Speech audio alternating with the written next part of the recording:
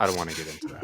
I have opinions. I have opinions that people don't want to hear my opinions about. I want to hear your opinions. I want to hear your opinions. I want to hear your opinions. Mitch, you can't bring it up. You can't fucking cock tease us like that. You want to hear my opinions? Tell us. Here's my opinions. You're listening to the Art and War podcast with your hosts, Mitch and Nathan. Mitch is a former airborne infantry squad leader who now spends most of his time coaching soccer. Nathan is a professional illustrator and an avid shooter with a couple of years of Canadian military experience. Together, they run the Seaburn art page. Enjoy the show. I don't think you're an imposter, if that makes any sense. Oh, fuck, we started recording. Yeah, sorry for starting so late. Mitch had a really dumb, lame excuse like, oh, I've got children. Oh, I got a my newborn. baby. Yeah. Wasting time. Wasting our time. Yeah, we normally do try and be very Newborn, punctual whatever. with it, but sometimes life happens, so do appreciate you being so nice about it. We've never had anybody actually get fucking upset about it, so it's, we still do appreciate it. I would think that'd be pretty lame if someone were to have a problem with that, especially if it's just like a couple minutes. Yeah, I have a problem with it, Mitch. You have to drop your baby for me. I sat here for a whole 5 minutes. You could have met my child this weekend, but instead you decided to stay in Canada like a loser. Mitch, it was $3,000 airfare. I just your excuse. That's literally all I hear. That is a pretty bad excuse. I think that's worse than the baby one. I have such what is the word the kids say? FOMO, like fear of missing out. The kid says the mid-30s-year-old man. The fucking kids. Yes. The fucking kids say. But yes, I'm very sad that I missed it out and the town looked amazing and you should send me more photos of it. BR has them all. Yes. Either way, because we always fucking go 20 minutes and then never introduce our guests, so I'm trying to fix that. Today we have Delta Magna, or I don't know if we can say her name. We never really clarified that. Yes? Sure. Why not? And her name is Ava. She's with us today. She makes awesome art on Instagram. That's her Instagram name, Delta Magna. Thank you. She makes great art. We have never really chatted too much before this, but we wanted to sit down and get to chat with her, so we're chatting with her today. When did you get into art? Well, I would love to say that I was one of those people who was always into art, but I mean, I have always drawn in some form, but it has never been amazing. I think I kind of got a start on it seriously with fan art back when I was like a freshman in college, probably. I think that's when I got my first drawing tablet. So that's kind of when I started to take it a little more seriously than just scribbling. And then ever since then, it was just kind of a hobby thing until probably like when I left my corporate job. That's when I decided to kind of dive headfirst into making this a full-time sort of thing. What was your corporate job? Is this your full-time job? Oh. Yeah. That's incredible. For about 2 years now. And it really only started really picking up about this past spring, probably, because it's just been, as far as like actually making money from it goes, it's always been like a fun thing, but it is kind of nice to actually make money off of it. Yeah, that is incredible. Yeah, it's something that I didn't really realize was possible. Well, it is possible, but I thought it was unattainable until very recently. But our circle now, which is kind of a recent thing, is a lot of people who've managed to do that, and I quite appreciate it. It's a lot of work. Yeah, it's really cool, especially because for years I always looked up at people who could do that sort of thing as like a job, and I've always thought to myself, like, how the hell did you get there? Like, what do you do? Mm-hmm. And I guess it's just you just work really hard and you meet some people, and then those people tell you to more people and recommend your stuff, and so it's just kind of like you wait for people to spread the word of mouth, and that's kind of how it happens, I guess. Yeah, it definitely seems more like who you know, not necessarily what you know, because there are a ton of great artists out there, a ton. And I'll come across them and I'm like, how the hell do you only have like 1,000 followers? You should have like all the followers. You should have everyone looking at what you do, because it's amazing. Mm-hmm. And I can only, as somebody who doesn't do art themselves, I can only imagine how much time and effort goes into something. And in a way, I see it kind of with our Instagram posts. I know Nathan puts hours into the art. I put less time into the, if it's a guide, for example, I put less time into the guide than he puts into the art. But even then, like, we post it, it's good for like 2 or 3 days, and then it's just like forgotten about. So to go like, to keep going like that with just doing, the art and putting that much time and effort into it, it's a grind, and it's a grind that I greatly respect when people do it, because it's just Yeah. it's so time consuming. I see how long it Yeah. takes Nathan to do stuff. It's so time consuming. Yeah, and my stuff's really industrialized. Your stuff is just so detailed and really, really, really good. Well, I wish people kind of had more of an idea. Like, obviously, you guys have an idea, but I wish people in general had more of an idea of how much of a grind it is, because Yeah. I think people think that, especially digital artists, you just spend 2 minutes on something and it's like magic and you're done. And, wow, why does it take you so long to do these commissions? It's like, well, because it takes me hours to do these Yeah. things. I don't think people understand that really. Yeah, no, I absolutely agree. And a lot of the time it's like, hey, can you do this thing that takes me 8, 9, 10 hours? Like, all right. My rate, 200, $300. Like, oh, I was hoping to spend 30, maybe 40. It's like at that point, like, it doesn't come from anywhere. And a lot of the time too, people will go like, oh, this will take you what, an hour?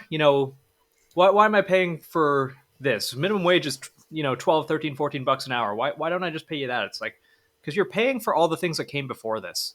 You're paying for hundreds, if not thousands, tens of thousands of hours of just sitting at my iPad or my sketchbook or anything else, learning how to, I guess, in my case, I don't actually draw. I just pay like a 12-year-old Chinese kid, halfway across the world. And he does everything for me. If he doesn't, I don't give him his requisite $1 a day. Well, that's what my beta is. It's this little gremlin that I keep in the closet, and that's actually what does all of the art on my page. I just like feed it a couple of cracker crumbs every now and then, and it churns out a little piece of art for me, and I get to post it. It's more than what I feed called It's great. industry. It's easy. Yeah. We live in an industrial society. It's Even last night I was chatting with you, Nathan, about somebody that was completely like underselling your work, and I was getting fucking mad about it, because I'm sitting there, I'm like, you are getting really worked up. I'm because just it was like, really dude, fucking insulting. dude, it's like $50 an hour. That's not you get more offended. I don't know. It's like a year ago when I was doing this as a hobby, I wouldn't have believed that an artist in good standing can charge what they charge. And it's still kind of coming to me, like the reality of, charge what you're worth. So Mitch kind of has to keep me in line, because it's like, yeah, I'll work for peanuts, whatever. Yeah, dude. Like, I'll see him sometimes in the DM. Somebody will be like, "Oh, hey, what's your rate for that?" I mean, this was a while ago. This isn't recent. You haven't really done it recently, but like a while back, like people would reach out and be like, "Hey, how much for like a commission on this?" He'd say his rate, and then someone would be like, "Oh, I can't really afford that right now. I can do like X amount of money," and then yeah, all right, I'll do it. And I'm like, "No, stop! Don't do that." I do that too. I Yeah. really need to get better about that, because I get a lot of like college students and those type of people, and I get it, because I've been there and I'm still there occasionally, where you're just like broke. And so I get people wanting art, and they'll come to me and they'll be like, here's my budget, like I really want this like full body, full color thing, because I love your art and and all that especially stuff. with the detail you put into it's incredible. It's incredible. Oh, thank you. It's just like, these people will expect you to do something that, well, it's not really their fault. They just don't really have a good idea of what goes into it. So they'll think like, oh, well, like $80 should get me somewhere. And it's like, sure, I'll do it for $80. And then I have like 5 people who I need to do that for. And it's like, it takes just as much of a process as someone who's paying me like $200 to do it. So it's just like, I need to stop doing that, especially like going into this next year, because this year has been my busiest year ever, and I have to just stop. That's incredible, though. Well, I also imagine too, and you guys tell me if I'm wrong, me just assuming, going through the process and through the grind, when you're going through the grind, and especially when you take such a leap like quitting your corporate job, which I'm going to ask you about after this, I'm curious as to what it was, but when you take such like a leap and be like, okay, I'm gonna leave my job, whatever it is, and I'm going to focus on what I enjoy doing. I mean, I'm assuming you enjoy art, but starting out, I don't think everybody always has the luxury of having full commissions all the time. So you kind of in the beginning, I'm assuming, are like, okay, I'm going to do this because I enjoy it. Here's what people will pay me, and I need money this month. So whatever, this is what they're going to pay me. So I'm just going to do it. So I feel like you kind of have to start like that. But then once you build that audience, build that rapport, build those people that want your art, I feel you have to, and taking that step must be difficult. Going from, okay, I kind of need to do this to I can be more selective, charge what I feel I'm worth, and still be fine with that. So Yeah, for sure. And I think especially first starting out, when you first start doing commissions, you kind of go through, like you were talking about, like kind of dry spells where you don't get any, and then you get a bunch, and then you don't get any again. And then it reaches a point where you're only ever doing commissions, and that's when you have to make that decision where it's like, I am working my ass off every single day. Do I have a moment for a breather? So do I take on less work and just charge a little more? Or do I just keep killing myself? And I've kind of just been on the killing myself street for this year. So going to next year, I need to stop. I feel this 100%. I woke up this morning, oh my god, sat down on the, like, I think I woke up, like I slept in, I was up late working, woke up at 9:30, sat on the couch at 10:30, and I just worked, and I forgot to eat, and I ate a cookie at 8 p.m. And here we are at 8:30. I was chatting with Pageosity. Was it last week? I love her. Yeah, she's great. I just met her. She's really sweet. Oh, you met her like in person? No, like we just started messaging each other like that last counts night, too. I think. The internet meeting. Yeah. She's really nice. She's great. So wonderful. But I'm going to go see her, and like, I don't know when this comes out, so it'll probably be after this. But as of now, as of the time of recording, I'm going to go see her in like 2 weeks. That's awesome. I'm jealous.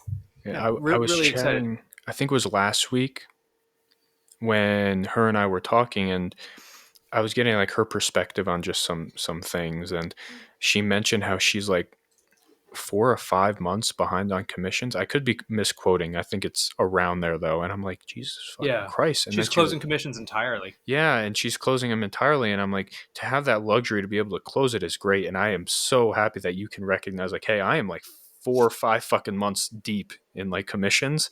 I need to like take a step back and like only focus on what I want to do. People will pay my rate now, so like we're good.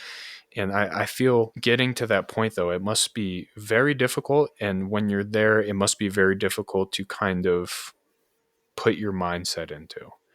And I see it with Nathan, and that's kind of why we're trying to, hey, dickhead, stop taking such like a 50%. What was it? 50% last night? He was trying to cut your rate in half. It was, but it was so much easier. So it was this guy like was black trying and to, white like, line drawings. Bargain Mitch. with you? Yeah, he was like trying but to to like to bargain? his credit, it was like, hey, okay, so my usual rate's $200 a drawing, right? But he's like, hey, can I negotiate down? But also, I'll commission 40 things. It'll just be the black and white line art. It has to be low detail, and it's like 3 inches tall. That would equal out to like more than my old rate, and it would also be a lot of things. 80 that hours. being said, 80 hours. 80 hours. 80 for hours total. $4,000 for 2 weeks of work, That's Mitch. 50% of your rate. Yeah, 50%. It's not hourly. It is my rate. No. If you want to get into the semantics of it, that's my rate. Because the line art isn't the problem. The what takes the time is like the coloring and the shading and the detailing and making it all nice, which Delta Magna does very, very well. She does. I've industrialized it. It looks like, I don't want to say garbage, but it's a much faster method, and it does work. But that's the time consuming part. Black and white Well, pictures. that's the thing. Like shading is easy for me. The most time Yeah. consuming part for me is the line work, and also I hate flat colors. Like just putting the base colors on everything. I hate that because it Oh, just that's reminds what me I of do like all the time. doing coloring books when I'm bored when I was younger. Like that's what Yeah. it reminds me of. I actually hate it. I know it can be therapeutic for some people, but I hate it. I can't stand it. Yeah. I normally work in flat colors because, well, like the nature of our work is that it's industry. It's I totaled the amount of, and this isn't everything. This is actually missing a lot of distinct art pieces that I've done for the Seaburn page, and it was 397 within a year. So Jeez. it has to be industrialized, or it just doesn't work. It just doesn't come out. Well, that's how That you being said, like I like your shading method a die lot in more than 20 Brady's. years from Yeah, overworking yourself. yeah, Well, and it's funny about that because ever since Nathan came onto the page, I had run the page before that, and then Nathan, we talked about this before, but Nathan basically came and was like, "Hey, I want to illustrate this." Well, he started with stickers actually. It was yes. stickers. For the dog drop, I don't Yep. think we've actually ever got into that. Um, Oh, you want to get during into the it? time where Mitch was fundraising for his service dog, Athena, who was right across on the couch from him. Yep. I can see your eyes looking at her. He was running a fundraiser, and I messaged him, like not knowing him at all, but like liking his work and going, "Hey bud, I'm a starving artist, and I got fuck all to my name in terms of money because I lost my job, and it's the middle of all this garbage. However, I can draw, and I can donate you time, and I actually had already been moonlighting as a merchandise artist for a couple months at this point. So that's how we met. That's kind of how we got started talking. I did a couple designs for him, which he sold as stickers, and they did okay.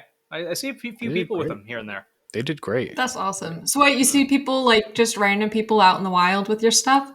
Yeah, hell, it happened on when we brought Ashley Maddox, lovely by the way, Yeah, onto the lovely woman. podcast. There's just a backpack in the background. She had one of the patches on her backpack. That's wild. I love Yeah, that. small world, really small world. Yeah, and it started like that, and then you did some guides, and then it took. I kind of had to twist his arm a little bit. I'm like, dude, like you do so much work. I can't pay you because I'm broke as fuck myself. Why don't you just be a co-owner and we'll run this together, and maybe we'll build something. I didn't think Yeah. it would ever get to the point that it is. I didn't ever expect it to actually become kind of No. like the very small monolith that it is, the fish in the small pond. Yeah. Um, The, but the point I was getting at though is at one point you were doing like 4 or 5 pieces a week. yeah, I was putting like a solid 30-40 hours into the Yeah. page a week, which And was unhealthy, but I also wasn't allowed to leave my house or I'd get arrested because, it's fucking Canada during the coronavirus. That's a bit of an exaggeration. We are allowed to stay within our, quote, welcome zones, unquote. Um, so if you hear, I'm just curious from another artist perspective. I think I asked Paige and immersion artist this too. yes, I love him. I hope he's doing Yeah. well. What do you think of the amount that Nathan puts out like weekly? I Is think it? it's insane. I do Like, too. We've I even mean, cut down, and I still think it's a lot. I can't imagine because it takes me, like, if I were to focus solely on one single character, like a full body, full color thing, like, I would say that would take me probably 2 days of like full work and Aw. not doing anything else. Yeah, but you're So, like, I'm looking at your work right now, and it's so good. It's so good. Like, I think the two are incomparable. Like, if you zoom in on any of mine, they're just like thick black line art that I use like the paint bucket function to just fill in everything and like. well, that's the thing is like, and people always say this when they compare their art to mine and like vice versa, is that everyone has their own style. If I tried to replicate what you do, I wouldn't be able to do it. Like, there's like a whole style to it where the boldness and the simplicity is a style in itself that I Aw. would not be able to replicate. And it would, like, even if I tried, it would take me forever and I'd want to kill myself. So it's all like, even people who do like cartoon strips, like little tiny Peanuts characters or something, it's like that's really cool shit. And I can't do that. Like chibi art kind of stuff, I can't do that. And I think that's so cute. So it's all relative. You're very sweet, and yeah. How's it going, lads and ladies? This is BR, the producer of the show. And for anyone out there listening to this, I survived choosing the poor starving artist route, and you can too. I'm not trying to tell you anything. I'm just about escaping poverty now, so, pursue what you love in that. Anywho, I'm here to talk to you about our Patreon, which is entirely centered around improving what we can do with all of our content, from what we're doing right now with the show and Instagram, to what we would love to move into long term, like building a compound in the middle of nowhere. But what's in it for you? Our Patreon subscribers enjoy 5 different tiers of exclusive perks ranging from all of the content the lads would post on a pre-Zuckerberg Instagram, downloadable high-resolution guides, behind-the-scenes info like guest schedules, spicy memes, and at our highest tier, get monthly art commissions created by Nathan himself. You can find our Patreon via the link in this episode's description, or in the Seaburn art page's bio on Instagram. Now let's get back to Delta Magna.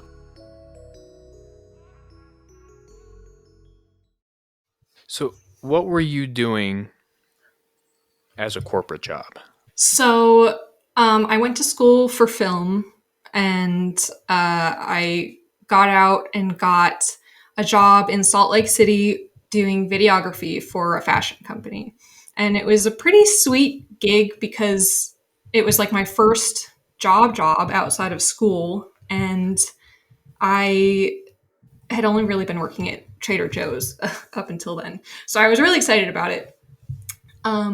And I guess I just kind of found out that the whole corporate culture was just really toxic, and I kind of wanted to just die every single time I had to go sit in a chair from 9 to 5 every day, in addition to sitting in 45 minutes of traffic before and after work.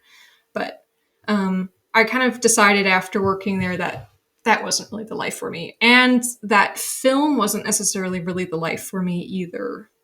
You are in you're in New York, right? North Carolina. Carolina. Oh, that's way cooler. Oh, thank fuck. Okay. It's in her bio, Nathan. I don't lurk people's bios, you fucking creep. Get to Yeah, know I her just guest. moved here in February. I actually went to high school out here and went to college out here, and then I moved to Salt I Lake knew City. it was an N. It was an N state. Yeah. So you're in this corporate job. You're kind of unhappy with it. When was that breaking point for you where you were like, okay, I want to do art. Like that's what I want to do full time, Well, or I had realization point? I kind of done throughout this whole period of time, I was kind of just doing fan art stuff. Like, I don't think I still have any of my posts because I kind of did a rebrand after I left the corporate world. But I kind of just was doing fan art still, just kind of here and there, because it was really my only escape from work. It was like work, come home, eat dinner, go to the gym, maybe draw a little bit, go to bed, and do it all over again. So being able to draw was kind of my escape from that. And I guess I started kind of bringing my tablet to work with me sometimes and just drawing in Oh, my yeah. downtime. And I don't think anyone ever noticed because it was wild. It was just a wild company, so volatile. I think it like plummeted immediately after I left. But I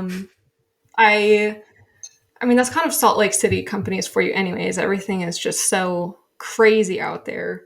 Like, talk to anyone who's worked out in Salt Lake City at a job out there, and it's just wild. But anyways, that was a tangent.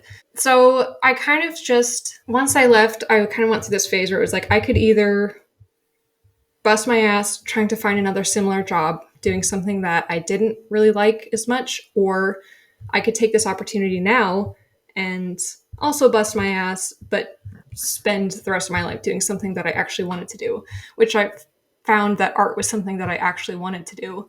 So I kind of just chose to bust my ass and do art. Like, I kind of just fell into that, I guess. So it was almost therapeutic for you at first? I think so. Well, because it was like probably 2 weeks before I got another job after that. And during those 2 weeks when I wasn't, interviewing and stuff, I was just drawing, and it was like, man, I wish I could do this all day. How great is it that it's like a Tuesday in the middle of the day right now and I'm just at home drawing? Like, I just want to be able to do this for the rest of my life. It's so relaxing. And so I got another job after that and left again, like almost immediately, because I was like, I just can't do it again. And then pretty much It from is there, wonderful to work for yourself. yeah. Sorry, I didn't mean to cut you off. Go ahead. I'm super bad No, for it's that, fine. as anyone who listens to this podcast can probably attest. So when you were a kid, were you into drawing, or were you just kind of like everybody else where there's a coloring book put in front of you? And I mean, if you were like me, you were fucking stupid and you would just fist it outside the lines and be like, okay, yeah, look, I'm done. I always really liked drawing. I wasn't actually the artist of the family. Like, I know most families, you have the person that's the artist, and that was my older sister because she actually went to school for art and she got her degree in like fine art or something. I don't remember, studio art, but it was like she was always the artist because my family doesn't really like, they're kind of old fashioned in the sense that they don't really know that art can be digital and like modern too. It's not just painting Hmm. that you put in a gallery. So I was never the artist, but I did like to draw. Like, I was obsessed with Star Trek when I was younger, so I would draw like little Star Trek comics in my little sketchbooks on road trips. And my mom would be like, "What are you doing?" Because it would be all like, it was just weird. I wish I could find some of them, but that was kind of like my start into just kind of expressing my ideas and the stories that I wanted to tell through art, I guess. And your sister, you said majored in art in college? And she was kind of Hmm. like the artist of the family. What does Hmm. she think about what you're doing now? Um, I hope Have she you ever doesn't. taken that role? I hope she doesn't listen to this because I think she gets pretty bitter about it. Honestly, Ooh. I don't think because I think she hasn't been able to find very much work doing what she wants to do, which is, I mean, kind of how it is when you go to school for fine art. And she doesn't really like digital art. She doesn't like doing digital art. I don't think she's really one of those people that thinks that digital art is also art. So I think she kind of has, she probably doesn't think that what I do is real, like real art. Uh, She probably thinks I'm just kind of Mm. pretending. So it's a little weird like that. But yeah. Hmm. I find that older folks or people that aren't very adaptive to the way that technology and social media has kind of grown and how it can become a job. For example, for myself, I'm a social media manager for Mirror Safety. That's a job I can do from my house that I can make a living off of for the rest of my life. And I think a lot of people don't understand how much money can be made on the internet if you have a creative skill such as what you and Nathan do, where it's art, you're creating something. me, creative. Mitch, Well, I think you have to, like, that's the problem when you have a skill to share like that on the internet. You have to be okay with kind of whoring yourself out a little bit when it comes to what you create. Like, I mean, commissions, you have to draw things you don't necessarily want to draw. You have to, you know, work with people you don't necessarily want to work with. And I think people who have issues like swallowing their pride, kind of like my sister does, I think it can be hard to see that as a viable route to take. Even though in the end, you don't have to necessarily always work with people you don't want to work with. You just have to kind of suffer through it for a little while until you can get where you want to be. Yeah, it's kind of part of that grind to where you're just like, okay, well, I'll take this commission because I need to fucking eat this month. Um, as opposed to, well, like kind of what I was explaining to Nathan last night, what he could do. He doesn't have to take these people that are cutting his commission in half trying to bargain with them. He yeah, but he can was cutting post. the work in half too. Well, listen, Nathan, he's cutting your rate in half. That's insulting to me. To be very clear, I don't make any fucking money off of any of the art that Nathan does. It's not like I'm not like his agent where I get a cut. I get personally offended when I see people that take the work that you do and they're like, "How's 50% of your normal rate sound?" No, no, I get fucking mad about it. Um, I I'm getting mad about it now, and I forget where I was going with I'm what getting I was mad saying. on your behalf because I hate it when Thank you. people do this. Because I can't say no either. I get mad when I see it happen to other people, but I know because I have a hard time saying no to people, and I just I kind have of need to get such over a hard that. time saying no to people. You need to get over it. I need to Yes. get Yeah. over it. We both need to get Yes. over it. Yes. One, like I was explaining to him last night, we have built something where he now has the luxury to where he could, whatever he has this month, for example, let's say he had 5 commission spots open this month, he can post and reach 65,000 fucking people. Hey, I have 5 commission spots open this month for a one page commission, or however you word it, for $250, and I guarantee by the end of the night you would have 5 people. So you I don't have Mhm. to take these commission rates. And yeah, that's but one of the luxuries mm, of being in the position that we've built for ourselves and what you've built mm, for yourself. And you need I'm to, so not used to it. Ah, well, you Mitch. need to get used to it. You, You really do. It makes me ah, mad when people try and cut your rate because you are worth more. And so are you. And I'm glad that yes. at least you recognize it and you're like, I need to learn to say no too, because if you're in that Ugh. position, you should be able to say no because you have grinded and worked so hard to get to that position that it's okay to now accept that, hey, look, I can be comfortable and do this, as opposed Mhm. to maybe I'm struggling a little bit, maybe I'm not quite there yet. Being okay with being comfortable is something that even I struggle with outside of any art or anything, just being comfortable and okay with when I am successful. Mhm. Um, I think that's something a lot of people struggle with, but when that is your income and you took that leap of faith, or you were able to leave that job that you might have had where maybe you were paid really well, maybe you weren't, but you were able to make a living and say, hey, I'm taking a risk. I'm going to do something I enjoy. Mhm. And now you're in a position to be comfortable. Be comfortable.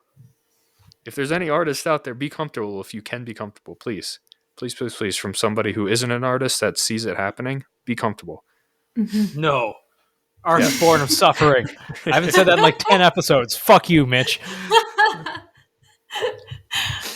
Art is all derived of misery. So you were a kid, you were just kind of always into art, doing stuff, never really took it too seriously. Your older sister went to art school, looks down on you, snubs her nose, says, I'm better at art than you. What you're doing is not art. If she's listening to this, that's not actually what she said. I'm sure everything's great. Um, you quit your corporate job. Did you have an Instagram page at that time to where you could take those commissions? Or So did I you mean, have it's the another same means? page I have now. I just rebranded because my old account was called Kazuhira Darling because I was a Metal Gear fan artist. So it was mostly just Metal Gear fan art that I was drawing. Um, so the whole rebrand was like I wasn't really taking very many commissions back then. It was all just like self-indulgent art. And then when I was like I could make a job out of this, I decided, all right, time to rebrand, grow up a little bit, still draw what I want and still attract the types of people who I know will respect the type of art that I like to draw, but also, change the subject matter a little bit, broaden my horizons, work on improving my art, all of that. So, yeah. That's a really, it's a brave thing to do. Um, Yeah. it's a really brave thing to do, to go from what you were doing to doing what you're very passionate about, what you find therapeutic, what you enjoy. I find a lot of people struggle with not only doing that, but then the judgment that comes with that, especially from the ones that are close to us. And I don't think that judgment always comes from a negative place. I think it comes from a very, I care about you and I know that some people fail at this and I don't want you to Mhm. fail. How did your family and your close friends feel when you left your job and you're pursuing art? Well, my immediate family, like my parents and my siblings, I was like 22 or something. So it was a couple years ago.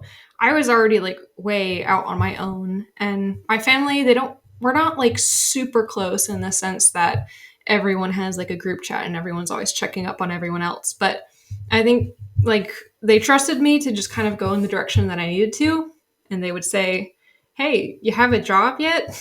You doing any work? How's that going?" So Same. it was like, it wasn't so much like I wasn't like being paid attention to or anything. It was just like they kind of trusted that I could take care of myself, and I did eventually. Like it was a little bit of a struggle at first, but I think now they're kind of at the point where they know that I do work of my own, and they know that I do art to an extent and that I run some sort of business, but they're not really quite sure what, and they just kind of accept that, I guess, which is fine because I don't necessarily want them. I don't want my parents exactly seeing what I'm doing. I don't want them stumbling upon my Patreon or anything like that. So, yeah. What's on your Patreon? What is on your Patreon? Like titties, pretty much. Oh, you do the lewd drawings? Well, What is Payche? It's like draw titties, stack fitties. Yes. Oh my god. here's the thing. It's not really quite lewd because it's not like I draw porn. It's like from a pinup kind of standpoint where it's like Okay. I really just love the feminine form. So I just love being able to draw that. And that happens to include titties and butt. So it's not like I draw like porn. It's just like naked girls. So yeah, that kind of stuff. It's artsy. It's more art as opposed to the tons of dudes are gonna jerk off to this type thing. Yes. Although Okay. I do polls like every month everyone decides they'll vote to decide what I draw. So sometimes it's kind of like weird like what was the last one? I've been getting a lot of like Halo themed requests lately. Like I've done like 4 Halo drawings already, but Because the new it's Halo game always came out. yeah, true. It's always some form of pinup, which is fine because I love pinups. That's like my favorite thing to do. But it usually does involve titties out, butt out, something like that. Just because that's kind of they're all guys on my Patreon, so that's just kind of how it is. But I haven't gotten any Gotcha. requests for crazy stuff yet. No crazy penetration or anything, which is fine. It's fine with me. So you would do that stuff if somebody requested it, though? Well, I would kind of just be well, it has to win on the poll. Like Oh, everyone okay, has to okay. vote for it. I don't know if Mhm. everyone would vote for it because I feel like people kind of know what my thing is and that's not Mhm. necessarily my thing, so I don't know if people would even bother throwing that out there. Gotcha. I've done plenty of that kind of stuff back in my fan art days. I'm kind of like burned Your fan myself art out on that days? now. Oh. Oh, you've just opened a whole can of worms. I don't know anything Don't. about it. I know about fan fiction because my wife, she's also a writer, and she writes fan Is she fiction. also a commissioned artist? Did she She is paint also the a painting commissioned behind artist. you? And you see that painting behind me. She's Seriously actually awesome. she's releasing her next book pretty soon. Maybe I'll post it on here. I don't know. I haven't asked her yet if she wants me to do that or not. But fan fiction days. What would you do fan fiction about? Or fan fiction, I'm sorry. Fan art. Well, it What was would you fan do fan fiction art? too. Oh, you would write It fan was fiction too? yeah, it was Metal Gear. It was always Metal Gear. Like that was my fandom back in the day. They disowned me though. The entire fandom disowned me because Why? Um so I had this character that I made up that was basically like an original Oh, no, character. see, we're getting into this fucking And category. she was Sorry, a let's girl go on. because I was like 19 years old and I had all those hormones going. And I shipped this character with one of the main characters of Which main character? Kazuhira Miller. Of course. Of fucking So- course. I shipped this character and I was so innocent. Like I was like, they just have a thing and it's all funny. Please don't attack me, guys. Wait, it's all good. The big question is it pre or post amputation, Kazuhira Miller? Very Both. important question. It was so that's another like rabbit hole to go down. Okay, so there's a story that I I'm a wrote big Metal Gear fan if you haven't figured that out. accompanying illustrations and all that. I basically shipped Kazuhira Miller with a girl, an OC, and the entire fandom just like completely chewed me out because well, of course everyone thinks that Kaz is gay. Everyone thinks that everyone in that game is gay. So they hated me because I didn't think that he was gay. And It sounds like every fandom, literally every fandom that's ever existed. I'm sucks so because sorry. it's like I only ever like there were artists that I looked up to in the fandom who were like talking shit about me. And it's like, I don't even like, you don't even know me. I always looked up to your art. Like, who the hell are you to shit on me? But so that was another thing that caused a lot of drama, was because the story I was writing, I kind of like to take the stories a little deeper than typical fan fiction. I kind of like wanted to create an actual story. So I wrote a story about Kaz's, basically his escapades before Game 5, and that happened to include his involvement in the Rhodesian Bush War. And I got a lot of people basically calling me like a white supremacist for even trying to write a story that takes place during that time. So that was Tumblr. That was all Tumblr era. So I Oh, left Tumblr. Tumblr forever after that, because I was like, these people think that I'm a monster now. I can't stay. Well, that was your first mistake, being on Tumblr. Tumblr used to be cool. It was the Tumblr Fuck you, era. Mitch. Tumblr was never cool. It was like, it was the place to go if Disagree you were with both of you. into fandoms of any sort. It was the place to be for the Metal Gear Solid fandom, and I guess that was my last. I don't know. Fandoms ever. are all toxic. They're all. It was. Perhaps I am jaded. I'm very jaded by my experiences, but Nathan, do not fandoms. dry fire on the podcast. It I'm fucks not with the dry audio. firing on the podcast. I made that mistake once. I am twice. Ava, I apologize. You're approaching. Usually, this happens at about an hour 40. You're approaching the part of the podcast where Nathan gets incredibly drunk off of Hey. two somethings.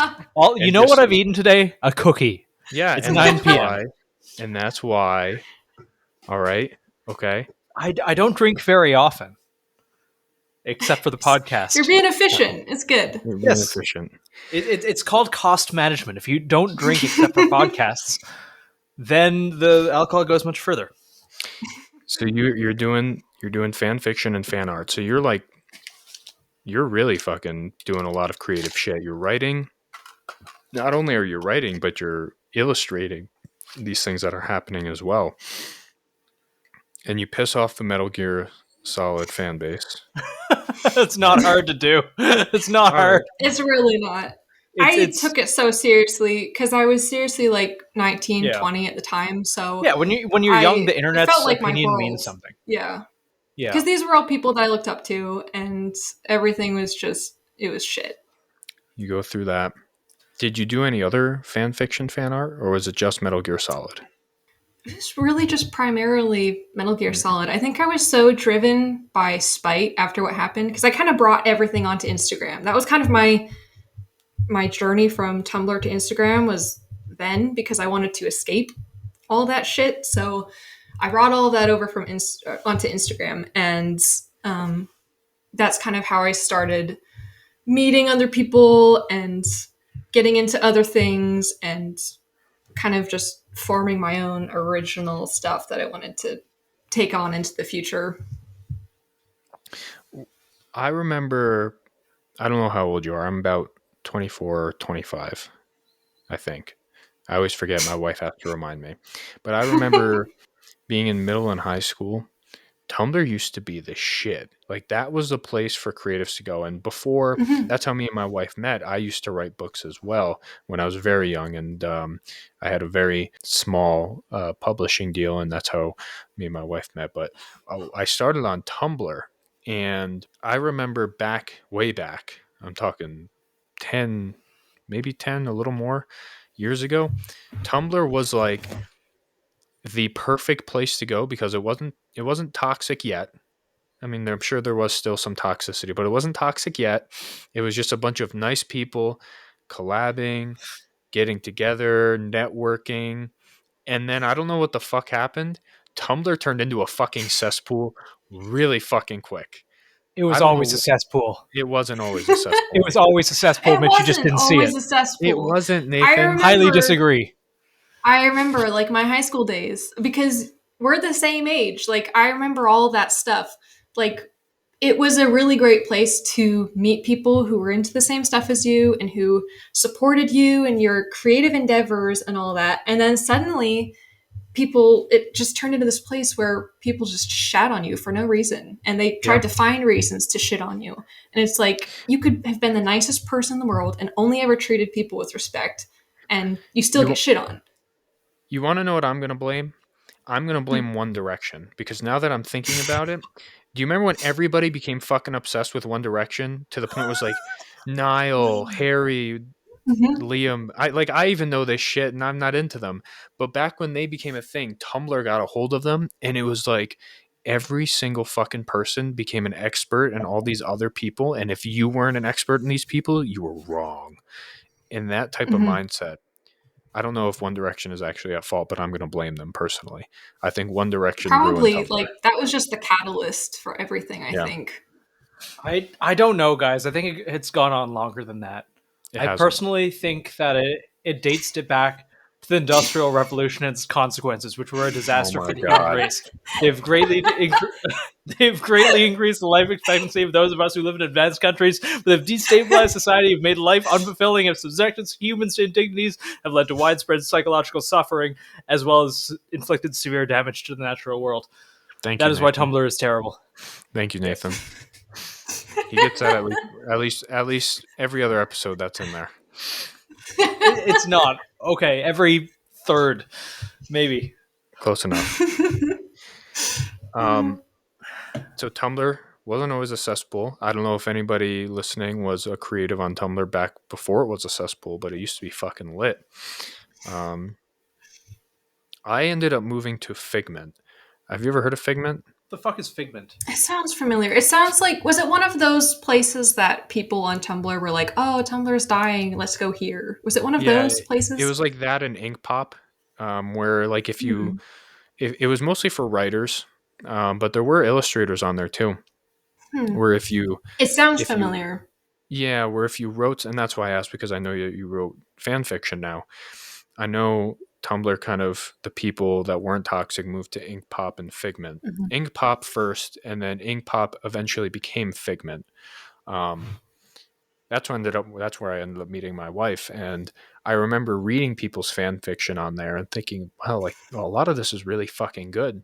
And then I find out that at the time I was like 13 or 14 myself, and I'm like, wow, all this shit's really good. And I would like chat and network with people then. And it was great. It was great for me as a kid who had no risk in the creative space to be like, hey, I can just communicate with all these other writers. I considered myself a writer. I mean, as much as a 13, 14-year-old fucking can. It was great to communicate with those people and have those networks and relationships. Did you have anybody that you kind of connected with? Because I feel we grew up roughly around the same time, and that's kind of when the internet was getting off its feet, in the sense where it's not just like random fucking pixels loading at a time. It started to become like a social thing, and everybody's like, don't talk to people on social media, like there's fucking weirdos. I mean, and there are weirdos, don't get me wrong, but I mean, you meet a ton of people online that are really cool, and I had that cool network of writers. Did you have that cool network of artists? And that actually came for me when I crossed over to Instagram, because I had acquaintances on Tumblr. That was pretty much, so I grew up pretty sheltered. Like, I didn't have a lot of access to the wild internet or anything like that, because my family, or both my parents, they just, I grew up watching PBS. That was the TV that I watched. I couldn't watch SpongeBob. I couldn't watch Nickelodeon, any of that. So I watched Arthur growing up. So Arthur. Tumblr was kind of like my first experience on the internet as a young adult, kind of, where my parents weren't looking over my shoulder, and I was just, doing what you're not supposed to do and talking to random people. So I had a few friends that I kind of brought over from Tumblr, but it wasn't really until I came over to Instagram in 2016 that I was still in my Metal Gear phase. And that is actually how I met my now boyfriend of 5 years, who he was like, wow, I write Metal Gear fan fiction. you write Metal Gear fan fiction. That's so cool. We should like collab on a Metal Gear Ultra fan fiction story. And I was like, that is so cool. Let's do it. And so we never finished it because it was like so many years in the making, but we made this really long, huge Metal Gear universe together. And that's kind of what we're working on right now, which is like it's obviously not Metal Gear, but it's an original story that we're kind of forming and hoping to like turn into a video game one day. So long That's story so short, wholesome. I met my now boyfriend of 5 years from Metal Gear. So That thank is you to very the Metal wholesome. Gear fandom for kicking me out and pushing me to Instagram, because otherwise I never would have met him. That's Aw, that's very sweet. that's great. And so you said he writes stuff. Does he illustrate too, or just he's a writer? So he's Ashen Lily on Instagram. He's like really good at drawing. Well, he's really good at writing. Like his writing is amazing, but he's really good at drawing really creepy shit. And Mm. that's kind of like what I always loved about Metal Gear, that I can't draw. Like you don't see me drawing creepy shit because I can't do it.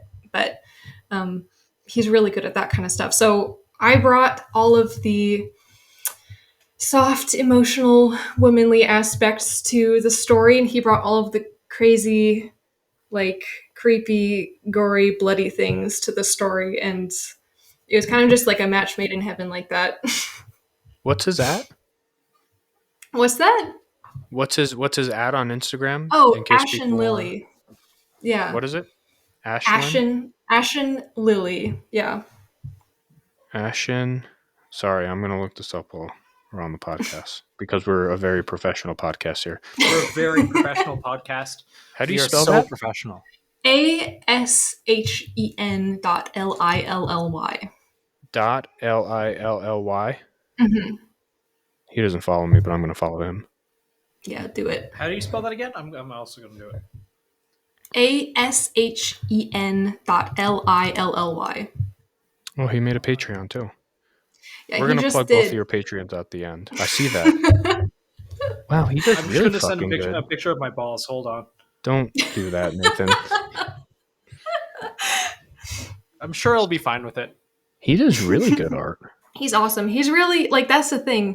He does this a lot too that you do, Nathan, or you just did, where you were like, "Oh, your art is so much better," and all that. He does the same thing where it's like, "Oh, your art is so much better than mine," and it's like, no, we create different art. Like his art is crazy, and I wish I could draw like that, but I can't. And he wishes he could draw like me, but he can't. And it's like we just do what we're good at. So we just got to accept that we're all good at what we do, even though it's hard to. I disagree. Ignore the noises of my family in the background. My daughter's going to bed. Oh. And it's a big Aw. deal. It's a big deal in my house. My dog is very excited. Athena, place. So you and your boyfriend make this great art together, and this whole you're gonna make this Metal Gear Solid story together. You said you want Not to make a actually video. Metal Gear Solid. It's like Oh, okay. we were inspired by what we were creating with Metal Gear Solid, because we started getting too crazy with it to the point where it wasn't necessarily Metal Gear Solid anymore, because we started introducing all these characters, and we were like, let's just scrap this and make something entirely new. So that's kind of what we're doing right now. Okay. So you're creating your whole new universe, your whole new idea. Do either of you have any experience or connections in the video game making industry? He actually is about to finish his degree in game art or game design right now. I can't remember which one it is, but so he's actually been doing a lot of video game stuff, like, you know, all that 3D shit that I can't do and would never be able to do. So this could be a very real thing. We're hoping so. Like, our end goal is to be able to actually, like, we have the whole story is divided into at least 6 games, and we've got each one planned out, like all the lore and everything. So we're kind of excited about it, but it's not really in any form that we can share it yet, which is kind of a bummer because we are both perfectionists and we just kind of want to like put it out there as a final finished game, but we're just gonna have to settle for something else for right now. Yeah, you don't want any fucking potential weirdo hearing the details and then having more connections and more money or something and then being like, this is mine now after you put all the Yeah. work and effort into it. That's really interesting though. If you ever get that off of its feet or you have a means of when it does become a reality, I would love to have you on and actually chat about it. That's super interesting. I definitely appreciate that. Like, he is the expert, the lore master on all of it. So, like, yeah, it'd be fun. That's like some good motivation for us to actually get this show on the road because we keep planning stuff and not actually doing anything. That's a really good long-term goal. I mean, is it a long-term, a medium? Like, can you at least give me a So, timeline? I'm rather curious. we actually have been putting out concept art snippets. Some of the characters that you see me posting and him posting are characters from this universe. It's the story's called Lotus Eater. So Okay.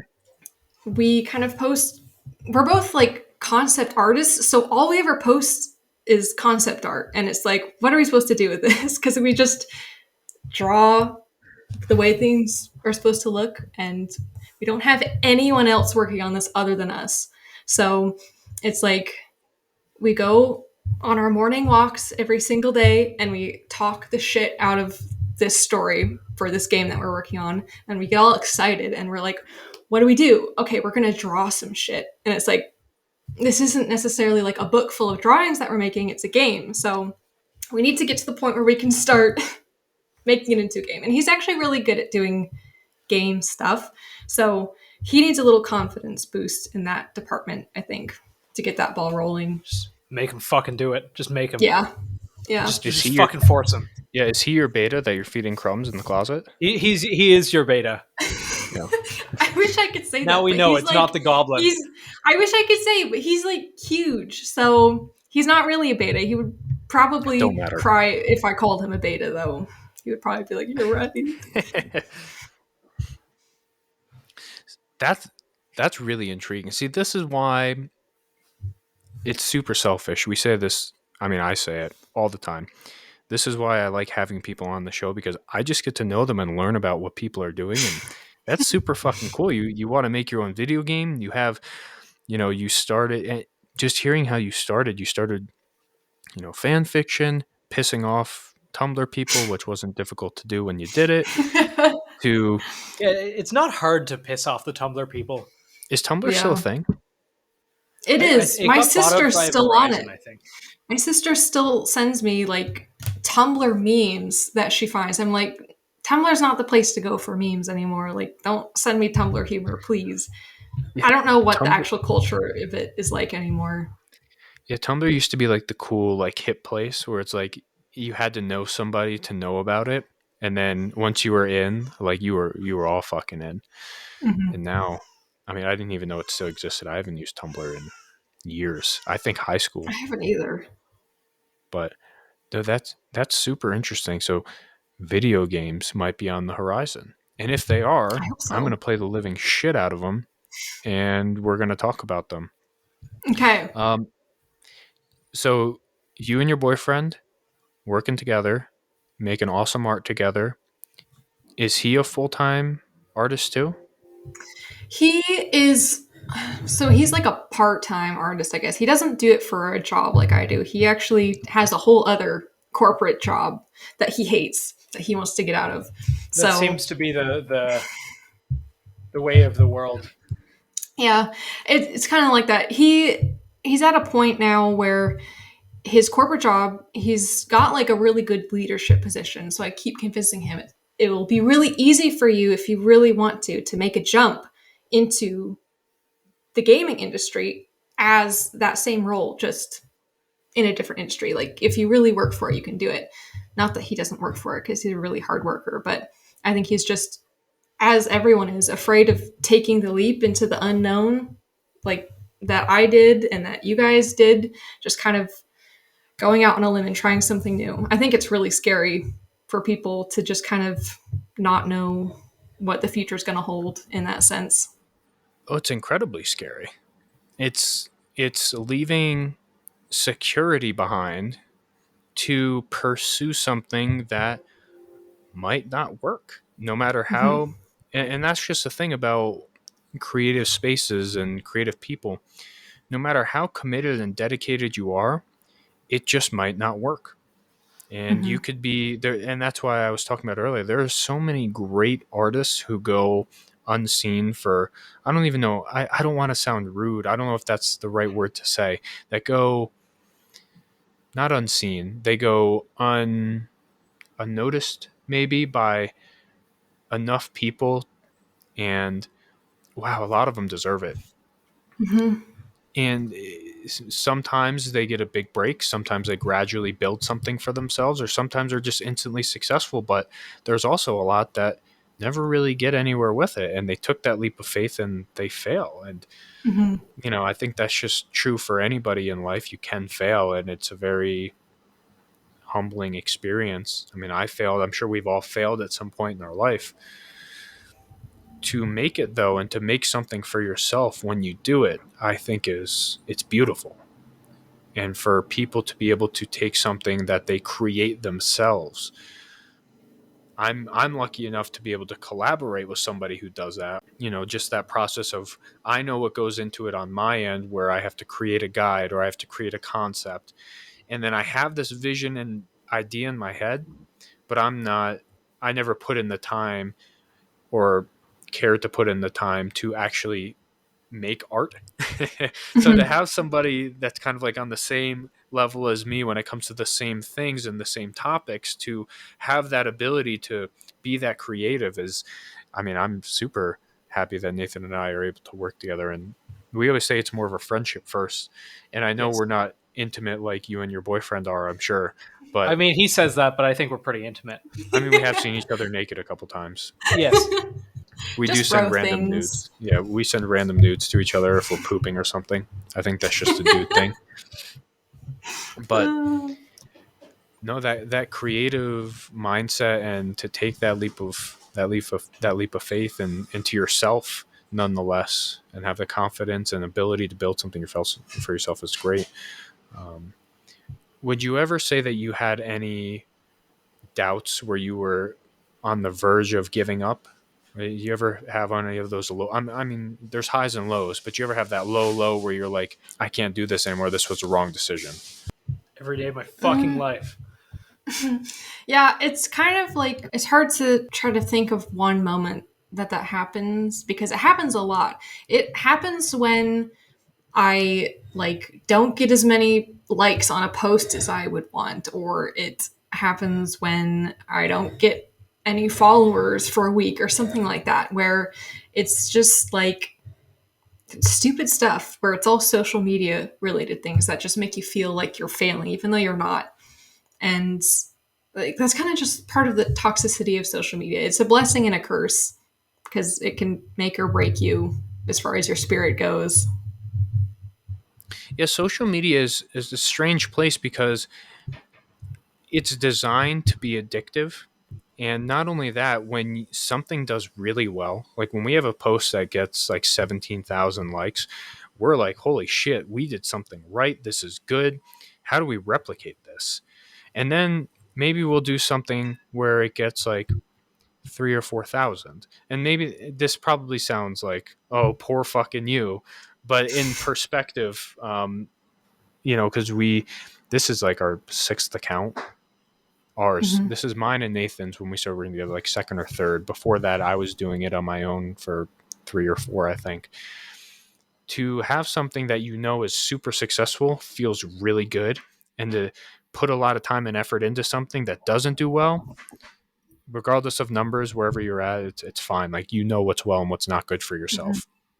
To have it not do well it hurts because you're like, I Mm-hmm. put a lot of time and effort into this. This is relatable. This is in the niche. Why isn't it doing well? And Mm-hmm. I find that some people will look outwardly before looking inwardly. They'll be like, well, everybody doesn't fucking understand this. This is a complex issue, so nobody cares and it's their fault. And I used to do that myself back on like account number 1 when I was just kind of putting out information about things in a really basic text format.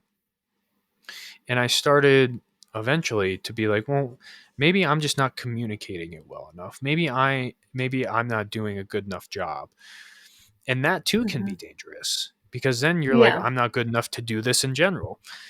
Mm-hmm. It's a very double-edged sword place where it can be really good some days, really fucking bad other days. And Mm-hmm. you know when the bad days are, and you know when the good days are. Mm-hmm. So I guess what I'm curious about is if you were ever like, what's the closest you have been to quitting and going back to a corporate job, Mm, and how did you get out of it? I don't know. It's so tough. I would say maybe right before we moved, because so we moved from Salt Lake City, and the whole reason we moved was because it's just as like, post COVID and everything, we were kind of done with living in a city. Like we were kind of done with that whole scene, and we just kind of wanted to live somewhere far away, and we wanted to live in a house. So we were going through the home buying process, and it was all just him, because obviously I really can't do shit as like a freelancer when it comes to buying a house. So I remember just being like, I am not pulling my weight on this, because it's like, if I had a real job, this would all be so much easier, and this wouldn't have to be so much stress on him. But I mean, it is now, because I'm out here, drawing pinup girls for money, and he actually has a job. And, I just felt inadequate, I guess, because I just felt like I was just playing a child's game, I guess, in a grown up world. So I kind of just considered for a little while there, just being like, well, maybe this is my chance to just go back into the normal workforce when I move, is to do that. But I didn't end up doing that, because I just hate working for other people that much. So is that just what brought you out of it? You were kind of reminiscing on when you worked for a corporate job and you're like, nah, fuck that shit. I ain't doing that again. Pretty Is much. that I missed the steady pay, and I missed the as far as like how seriously people take you. My neighbors, they'll come over. There are a lot of elderly people that live in this neighborhood, and they'll come over and they'll be like, "Oh, what do you do?" And I'll be like, I'm an artist." And they're like, "Oh, that's so interesting." And it's like, they kind of just see it as like a little quaint thing, which it still kind of is at this point for me, because it's not like I'm crazy big or anything, but it's just like, I just want people to take me more seriously, I guess. But I think that also comes down to me not taking myself seriously enough. I'm just kind of insecure like that sometimes. I kind of need to get over myself. I think that's an artist thing. I mean, it's a people Yeah. thing, but I think when it comes to artists, you have very creative minds and not very business orientated minds. Yeah. Mitch can attest to how terrible I am with business. Like, terrible. And I mean, I partially think, I mean, I don't know if you've listened to this podcast before. We do a lot of self masturbation. I'm sorry. Um, Part of why we work so well together is because we both contribute things that the other couldn't contribute. I could never contribute the art. Um, and I can contribute that business mind, and I can also contribute, he contributes knowledge as well, as he's eating ribs. I mean, I pretend to contribute knowledge. You do. Um, it works well together. And I don't know if I could do what we're doing now. I mean, I know I couldn't do what we're doing now by myself, because I have tried. I mean, I think before Nathan, the biggest I was ever able to get was 20,000 followers. And then Nathan came along, and he adds a whole new perspective and a whole new element to the entire thing that I was trying to do. So we work well together in that aspect. And I only that only makes me respect the grind of what people like you are doing even more, because you're doing it. Obviously, you're doing stuff with your boyfriend as well, but you're also your own brand. You're building your own thing on your own. I know how much time it takes on my end. I know how much time it takes on his end, and I can calculate how much time it takes for both of us to make one post. You're doing that on your own. And I know the grind that goes into it to an extent. It's great. So to not quit when you're feeling down about it, because we have each other, to bounce stuff off. Is your boyfriend kind of? I'm sure he is supportive. Obviously, when you were Mhm. like, "I'm quitting my corporate job," I'm sure he wasn't like, "No, fuck you. That's a terrible idea. You're worthless." Like, I'm sure he wasn't. He I wasn't think he like had a that. moment of panic because I remember the moment that I said it. I finished my degree at the U in Salt Lake City, and I remember coming back from school one night at like 11 o'clock at night, and I remember being like, it would be so cool if I didn't have to like do a job and I could just make money off my art. And I remember him being Kind of like like, testing the waters, dipping your toes in. like, okay, like, Yep. all right, that's okay, as long as we don't like end up homeless or something. But he trusted me, which was awesome, and he's always been extremely supportive. But yeah, he is kind of the person that I go to rant about things and complain. It's great that you have that, because I feel like if you don't have somebody like that in your life when you're pursuing something like this, it can be you are your own worst enemy. Mm-hmm. And I say that not as you specifically, I mean that in general. I am my own worst enemy sometimes. And to have, Nathan, where we can be like, "Hey, dickhead, you need to take a break," which Mm-hmm. we do to each other often enough. We keep Often. each other in check, and we respect each other to the point where if he comes to me and says, "Hey, you need to take a fucking break," I'm not going to take that as an attack. I'm going to take that as, "Oh shit, I've been acting like an asshole. I need to take a break." And it's the same thing with him, I'm sure. Mm-hmm. It's amazing to me hearing about other creatives.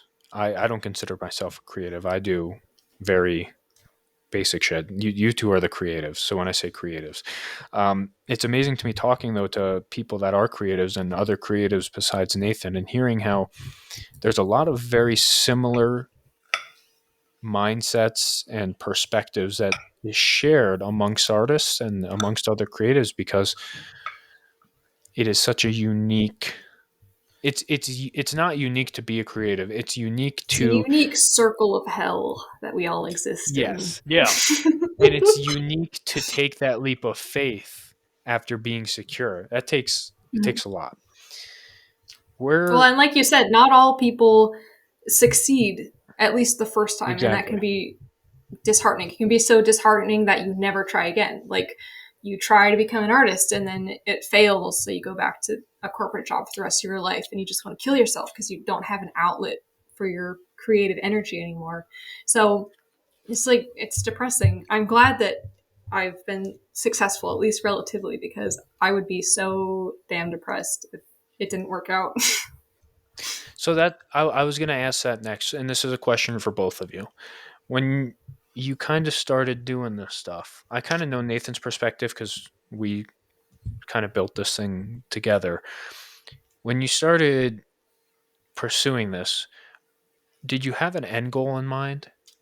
I think it was kind of like, well, I thought it would be cool to simply be able to pay my bills and everything every month just with art stuff. So commissions or selling stickers or prints or something like that. I just thought it would be really cool to be able to make to the dollar amount whatever it is that my bills are that month in money from art. And it's kind of been baby steps to that point where it's been like, I really would love to make, or I would really love to have one commission this month, or I would really love to have an extra 200 followers this month, or something like that. But I think now it's kind of gotten to the point where I just want to be able to, I want to work with people that I want to work with. I don't want to have to feel like I have to work with people I don't want to work with. I want to be able to make what I want to make and have the people who follow me be genuinely interested in what it is that I create. And I just kind of want to be able to exist happily and be able to get money from it. would you consider yourself successful now? Obviously, we're all still working, we're all still growing, and we hit a milestone. And I have a problem with sitting in success where I hit a milestone and I'm like, okay, cool. Don't fucking matter anymore. I'm here. Let's go to the next thing. Mhm. Would you consider yourself successful right now? Well, I do the same thing where I set a goal or I dream about being at a certain place, and then once I'm there, I'm already ready for the next thing again. But if I had to take a step back, and if my 2 years ago self saw where I am now, I think she would be very happy. And sometimes I have to kind of take a step back and think about that, because my goal for, I don't even know why it's my goal, because it's just like such a dumb thing whenever I think about it. I'm like, I have to reach 10K. I have to reach 10K. It's like the magic number on Instagram for some reason. I don't even know why, but that's like in the back of my mind always 10K, 10K. But it's like I have over like 8,000 people following me for some reason. Like 8,000 is a lot of people. Like some of them probably forgot they're following, most likely. But it's like that's a lot of people. And they all are somehow interested in the stuff that I create. And that's really cool when you sit there and think about it. So I need to just be content. It's difficult to be content, especially with social media. I know exactly Mhm. what you're talking about. That first time I hit 10K, I was like, the moment I hit it, I gave myself like 5 seconds. And for 5 seconds, I'm like, holy shit, I hit 5K. And then all of a sudden, I'm like, well, now I need 20K. Well, now I need 30. And I feel like it's a Mhm. never ending thing. Because even now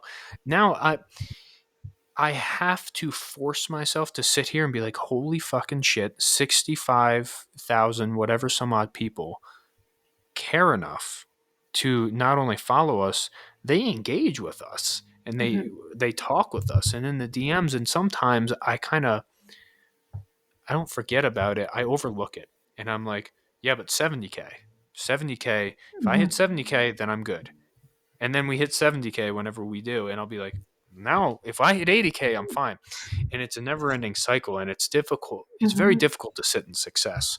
Nathan, do you have a problem like that or are you different? Are you talking to me? Because I I have a said, lot of thoughts. well, I said Nathan. Oh, I didn't. I missed the name. I missed the Thinking name. about those ribs right now. Yeah. Um, yeah, I'm going to take a break from my first meal at 9:40 p.m. Um, so are you asking me what I feel about like gaining following on social media? I'm just asking about success in general. Do you feel in the art and social media world, do you feel successful? Well, what I think the industrial technological system Oh may my survive God. or it may break down. If it survives, it may eventually achieve a low level of physical and psychological suffering, but only after passing through a long and painful period of adjustment, and only at the cost of permanently reducing human beings and many other living organisms to engineered products and mere cogs in the social machine. Furthermore, if the system survives, the consequences will be inevitable. There's no way of reforming or modifying the system as to prevent it from depriving people of dignity and autonomy. But if you had to ask, yes, I'm paying my bills doing this now, and that's nice. But that being said, I still want to ditch everything and become a mountain man, just live in a cabin in the woods. Reg- Regardless, I'm much happier now than when I worked a corporate job, significantly. So, do you let yourself sit in success, or if we hit a milestone, are you like, okay, we hit it on to the next one? I don't like thinking about that. I find social media is addicting and it's manufactured addicting. I know I know I have a problem with looking at the numbers and going like, "Oh yeah, these are my metrics and I'm excited." And I know that it's a good measure of success, but this isn't my first time finding, some measure of success online. And the first time I really didn't like how it made me as a person. I really didn't like what it turned me into. And obviously it didn't turn me into that. I turned me into that. Social media is manufactured addiction. It is. It speaks to a very primal monkey part of the brain where we crave acceptance, and we crave adoration, socialization, and everything else. So I try to ignore all of that. And if my bills are paid, my bills are paid. If my bills aren't paid, I got bigger problems to fucking worry about. But your job is the numbers. My job is to just be art monkey, and it's got to stay like that for, I guess, my mental health, not to overshare. Well, that's kind of what I'm getting at, though. That's why I think what you do and what other artists do is so amazing, because we we have each other. Like I said earlier, Nathan doesn't have to focus on numbers, and he knows that focusing on the numbers is unhealthy for him. I focus on the numbers because I'm not focused on creating the art. So I think I think things that's like such a what, good dynamic. Like it's a very healthy dynamic, especially for an artist. Yeah. yeah, and for you to be doing that, obviously you have your boyfriend as a support system, and we'll never understand the extent of that. It is always amazing to me to see people like Pageosity, people like yourself, people like all the other artists out there that are just doing not just the art on their own, they're doing the business side on their own. And the business Yeah, side I isn't can't fun. do that. I just Mhm. happen to, I'm one of those fucking weirdos. I enjoy the business side. It scratches that part of my brain, probably like art scratches that side of your brain. And it's very admirable when people are able to do both for themselves. And it makes me so curious about how you manage that, because I can't imagine, if Nathan and I were one person, I can't imagine doing one or the other, or doing both at the same time. I can only imagine doing one or the other, and it makes me so curious about how It's a lot of you stress because, well, I do find some enjoyment from the business side of it as far as someone who doesn't really have that much of an understanding of business goes. I enjoy like thinking about the aspects of running a business. But at the same time, it's like I also don't really want to care about that. I kind of just wish I could make whatever I want to make and throw it out there on Instagram, and people, I just magically draw in the people who would be interested in that sort of thing. But unfortunately, I have to, you know, tags and promotions and all the sort of weird bullshit that Instagram makes you do in order to actually like lead your account to people who might be interested in your stuff. Because when it comes down to it, I'm not interested in the numbers. Like, sure, the 10K sure seems appealing, but I just want to surround myself with people who genuinely like my stuff. Like, I don't care if it's Mhm. 5 people, I don't care if it's 50 people or 500. I just want to be surrounded with people who like my stuff and who I like their stuff. And we all Yeah. support each other because, like, social media as a whole really tries to take that away from you. They try to convince you that you really do need to depend on the numbers and you don't. So I don't know where I was going with that. Just, I wish that we could all just be a little happier not focusing on the numbers. But it's kind of Yeah. wild. So, getting away from social media stuff and art stuff, I'm curious because I've chatted with other women in other jobs and other industries. To some extent, they face some type of extra challenges. Sometimes they don't, though. Like if I ask, I'm not going to throw names out, but if I ask, a specific person and they're like, no, fuck no, like being a woman never really has affected me doing this, or this. I'm curious, in the art world and the social media world, does being a woman really matter? Does it help? Because I know in some areas being a woman definitely helps. Do you notice a Mhm. difference, or do you think it's just kind of Well, oddly enough, up until probably I just changed my profile picture the other day. I think a lot of people have always thought I was a guy. mm, And I get that a lot actually because I never really post myself on Instagram. I just don't think I'm that interesting at all unless I have to model a shirt and I'll throw a shirt on and take a picture of myself with crazy hair or something. And then people will be like, I seriously get like 10 messages when I do that. And they'll be like, damn, I thought you were a guy. And people in my DMs talk to me as if I'm a guy, they, dude, bro, man, all that kind of stuff. So I don't mind at all when people do think I'm a guy, but I haven't seen it. Like, that's the thing. I feel like I can't really speak on that because people always think I'm a guy. And I think it's that's because, good. I draw like pinup girls and like, Yeah. I don't know. I don't know. I guess maybe I just present myself as like a guy on social media. I don't know. But pretty much up until I changed my profile picture the other day to something that represents me a little better, everyone has always thought I was a guy. And now I actually have a fear of I don't want people to treat me any differently now that they know Mm-hmm. for sure that I'm a woman. Not from a sense of like, oh, I think guys are just sexist. It's like guys just have a certain level of camaraderie and they treat other guys a certain way, like in a friendly sort of manner. And I don't want people to think that they have to be all like Withdraw. uppity formal or something with me. Or like if I am working with a client on a pinup, I want them to be able to say, make her titties bigger. Like, I'm not Yep. going to be offended by that or anything. So I just, I don't want people to, like, just treat me like one of the guys. That's all. I don't want people to treat me any different. That's a really important perspective, I think, for a lot of people to understand.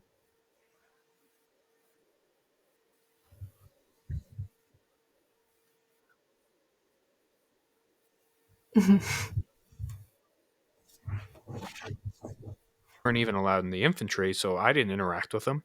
If I saw a female soldier, she was up in the S shops, and I would not fucking talk to her because that was just pushed into my head since I was 17 years old. I Mhm. think outside of the military, you bring up a very good point that men act differently around women, regardless of the circumstances, as opposed to just being like, yo, you're just one of, you're just another person, and Mhm. maybe that's beneficial in some ways or not. I remember when I first started my social media originally, the very original Seaburn account, people thought I was a girl, and I kind of Really? played to it. Yeah, I kind of played to it. He did. The I Seaburn did. OnlyFans was the big Why? one. So I Why thought it was was that? funny. Oh, so originally, I don't know where the rumor came from, but I heard it and it started to gain traction. And then I'm like, fuck it, I'm going to fuck with people. So we were doing a giveaway and we did it live, but I had my Mm, wife read it. So that's everyone's funny. like, holy shit. Like, and it was strange to be, I even got added to like an all girls group chat. And I was like, I couldn't bring myself to be like, hey, I'm sorry. Like, I'm some fucking dude. So I just kind of like didn't really participate too much. But it was strange seeing how people treat, like, I think back and reflect, people would, not everybody, I say people like everyone, some people would act really fucking weird when they Mhm. thought I was a girl, especially after my wife read the thing. I got a couple dick pics at some point, which I thought was pretty fucking funny. Don't send your dick to people. Nobody wants to see your dick. Um, but Too late. I send it to you all the time. well, you and I are different. I want to see yours, even though it's weird. But um, I do think it is funny how. No, I mean, obviously, I'm sure women do it to an extent. Maybe they don't. I don't know. It is weird how when people find out or perceive you as a different sex than what is maybe being put out as content, it can change for some people, and it can make Mhm. things a little bit strange. Like that's I think the main problem. Because when people would like obviously refer to me as a guy by referring to me as he or like Yeah. just bro in a sense of that he means that I'm a guy sort of way. I never wanted to correct them because it's like that would be really embarrassing for them. I don't want to embarrass someone because I don't Yeah. mind. Like I don't mind you talking to me as if I'm a guy because I don't want you to like just be genuine. I want people to be genuine when they're talking to me. Hmm. So I don't want to embarrass someone by correcting them when it doesn't really matter. Like I'm never out here just like, well, I hope you know that it's a woman behind this account. Like I really don't care. Like Yeah. I'm just here to make shit. That's really cool. I know some people would get offended by being called like bro when they're not, like, it's a whole, I don't want to get into that. I have opinions. I have opinions that people don't want to hear my opinions about. I want to hear your opinions. I want I to don't hear have your opinions. opinions. I want to hear your opinions, Mitch. You can't bring it up. You can't You fucking want, cock Jesus like that. You you PBJ. want, you want to hear my Fuck you. Tell opinions? us. Here's my opinions.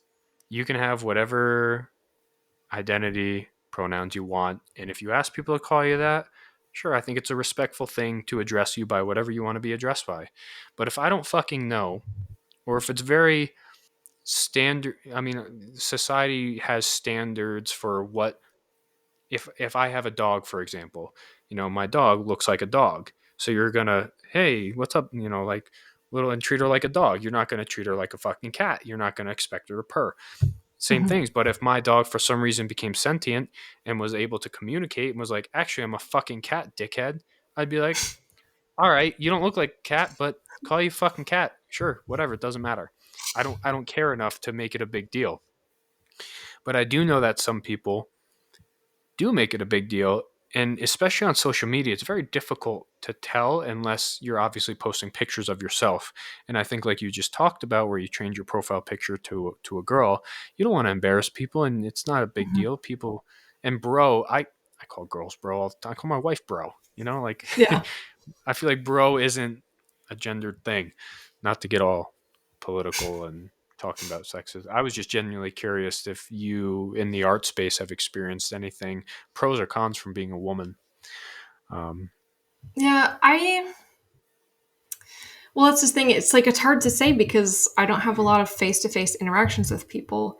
yeah, And that's very when true. 90% of people think that I'm a guy, then it's like I can't even speak for that. But the people that do know I'm a girl, they are like they treat me very respectfully, like not in a really cringe sort of way, like a Yeah, oh yes, my lady sort like of white thing. But knighting. like yeah, they just kind of treat me in like a way where it's like just respect. Like they would Yeah, treat a guy too. So I've never had any sort of negative, like negative experiences from being a cool. woman doing this kind of thing, which is good because Yeah, I know it happens a lot, but I haven't had any bad experiences other than the Metal Gear Solid days. In fact, when it was a bunch of Yeah. blue-haired keyboard warrior type people who were actually being pretty damn sexist to me. So that's That's so usually how it shitty. goes. The blue-haired keyboard warrior people are the fucking worst. yeah, we make Yeah. fun of them a lot. We make fun of them a fucking lot. Yeah, They all migrated to Twitter now. They're all off Tumblr and on Twitter. That's pretty much where they all went. Twitter's a fucking cesspool. I have a I Twitter, hate Twitter. and I just shit You post see on the Twitter. I new think often. fucking CEO? What a piece Yeah. of shit. I haven't seen shit about that. What are you just gonna say? See the new CEO, and I say I don't see him. You're not gonna tell me about the new CEO. No, I'm What's not up with going the to new? tell. What's up with the new CEO? Don't worry about it. He's just a Ava, piece of tell me shit. what's going on with the new CEO. Well, I Not mean, in the all I know is that podcast. all I know there is a new CEO. That's it. Yeah, and That's the he's thing. Like talking I about how don't. the First Amendment doesn't matter, things like that. Yeah, I really don't keep up with Twitter because I know that it's even A like cesspool. worse than anything else. Like Tumblr times 1,000. Yeah. But so I have a Twitter, but I never use it because Okay. I'm pretty sure that somehow people would probably find me for my old days and shit on me again. That is one thing I like about this community. It's they're a lot more accepting of just being a total fucking retard, Mhm. which we have been since basically the beginning, Yeah. and no one that matters has given a shit. So are you into guns at all? Are you like into the gun community, or are you in the art I community? am in the sense that I like them. I do not pretend to know that much at all about them, but I enjoy them. I so my dad he is retired Air Force and Hmm. he's a contractor, so he's very into that whole scene and everything. He has a bunch of guns, and he'll take me shooting sometimes when I see him, which is always a lot of fun. So I enjoy doing that. I don't know a lot about guns, unfortunately. I always am kind of embarrassed when people who like commission me are like, "Oh yeah, you know this and this and this," and I'll be like, "No, please send me pictures, please." I don't know.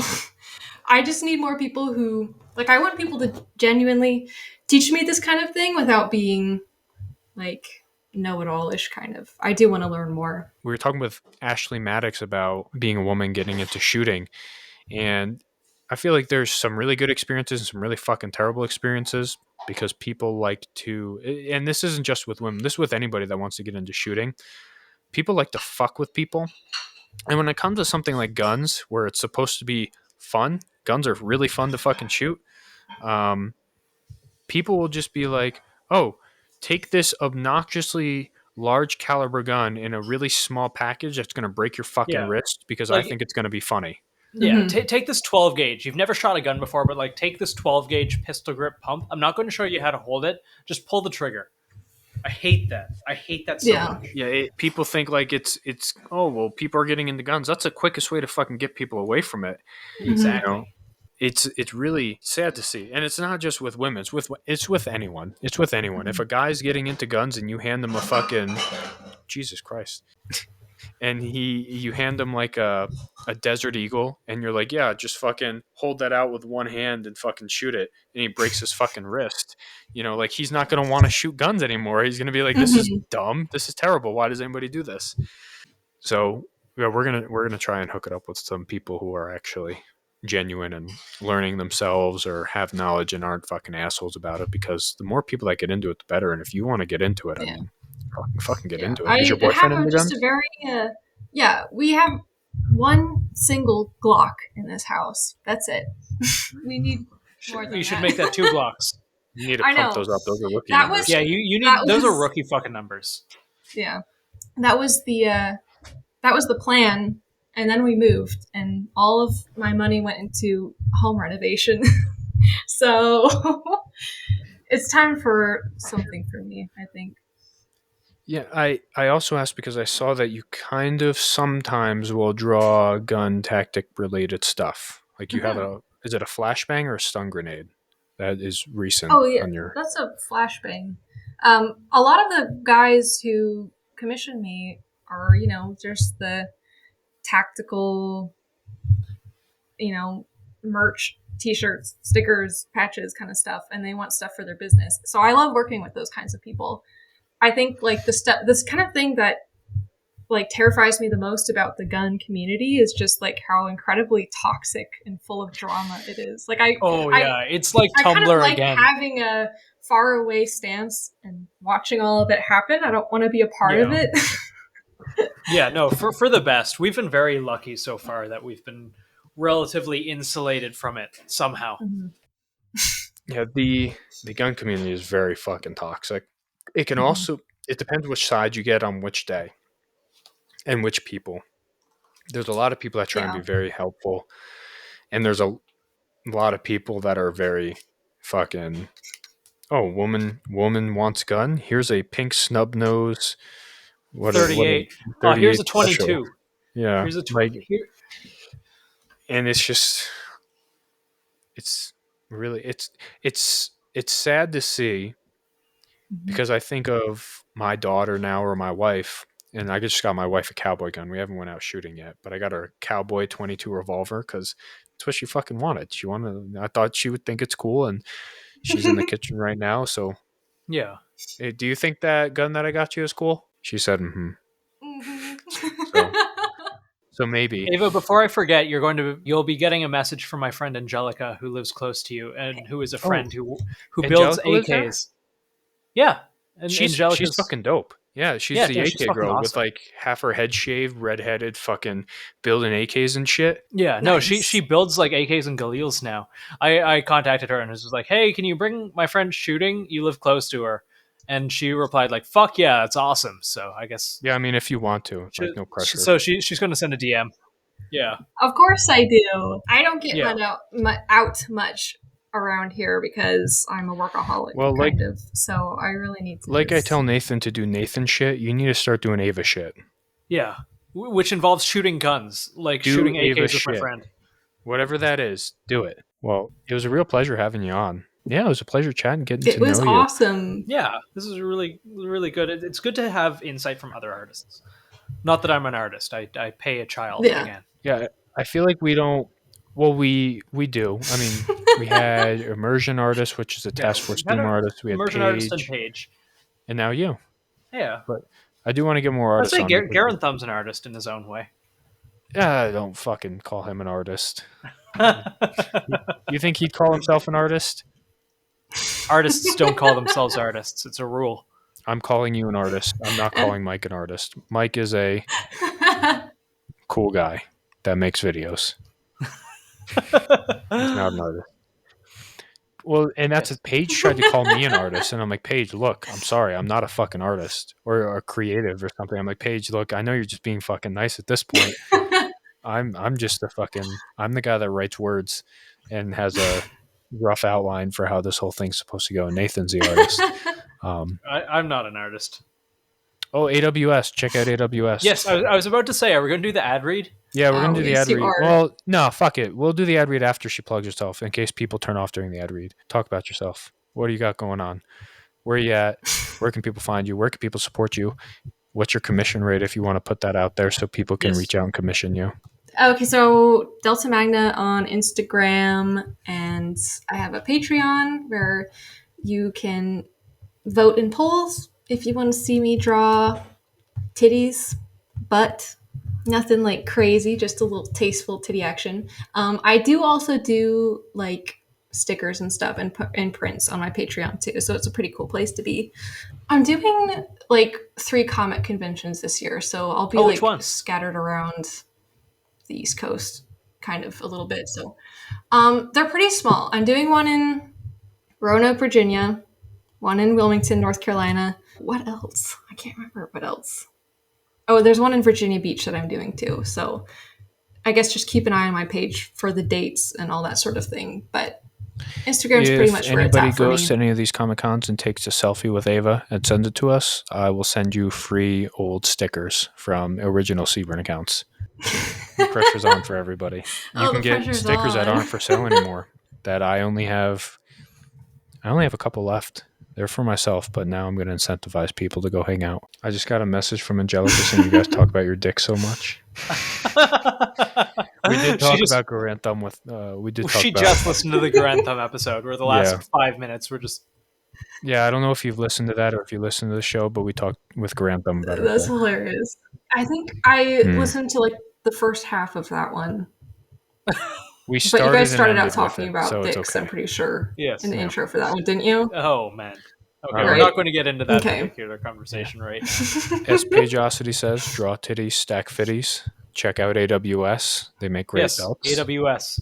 They made my plate carrier and my belt, and they're both really You cool. have an assault pack. I have an assault pack waiting for you. I can tell you, Yes. people are going to fucking think that I'm saying this shit because they sponsor us. Their assault pack. I've seen you turn down so many places that you don't like the product of. So let me talk about their assault bag real quick. We're actually giving one away. I have to announce that tonight. The assault bag that they have, I don't know. It's such a simple feature that I don't know why other people do it. There's like this mesh on the outside. So you know when you're doing like CQB and stuff, or you're walking through the woods and like fucking sticks or door frames like catch onto your bag because you're so fucking stupid dummy thick. Well, they have this little thing on it now where it's like mesh. And if there's nothing in that mesh, it collapses to you. So it keeps everything kind of like flush and flat to your back. And it's fucking great. I don't know why other people don't do it. It's such a simple thing I never thought about that kind of changes the fucking game. People are going to think I'm saying that just because they sponsor us. Obviously, they sponsor us, but that shit's fucking really cool. And I'd be saying that even if they didn't. So check them out. Use code ARTandWar10 to save you $10 off of a SMU war belt, and Applied Gear, where you can get concealed carry belts. And they just do concealed carry belts, but use code ARTandWar5. Save yourself $5 off that. We don't get any kickback from any of that. You just save money and get some cool stuff. Ava, it was a real pleasure having you on again. Yeah, go check out Ava. It was a pleasure. It was super nice talking to you. Yeah, for Thank the you art so for the much. podcast, do you want to do like a collab for it? You guys were awesome. Okay. I would actually really like that. That'd be really nice. Yes. Yeah. Let's do it. Yeah, just tell me what I need to do. Tell your boyfriend. I'll tell my beta. Boyfriend is beta. You said that you would make me cry if you said it. I've never met him, but I just followed him on Instagram, and I'm going to tell him that he is the beta in your closet being fed crumbs. Maybe we'll have him on come one day. back out of here and I'll see him crying. Yes. Maybe. Ask him about Metal Gear Solid. You should. He's You're really funny. obviously obliged to say that, being the nice girlfriend that you are of 5 years. You have to say he's funny, even if he's not funny. I'm sure he's funny. Well, thanks He for really coming is, on. though. And Nathan. He really is. Actually, no, Nathan, we're not going to close out Thank with you. you so Ava, much. parting advice for everybody. Just advice, putting you on the spot. God. let your dreams be dreams. Don't let your memes be dreams. Don't let your I don't memes be know. dreams. There we go. Good stuff. Don't let your dreams be dreams. Just work hard. I If like you have that. something you want to Me do, too. just do it. Okay, bye.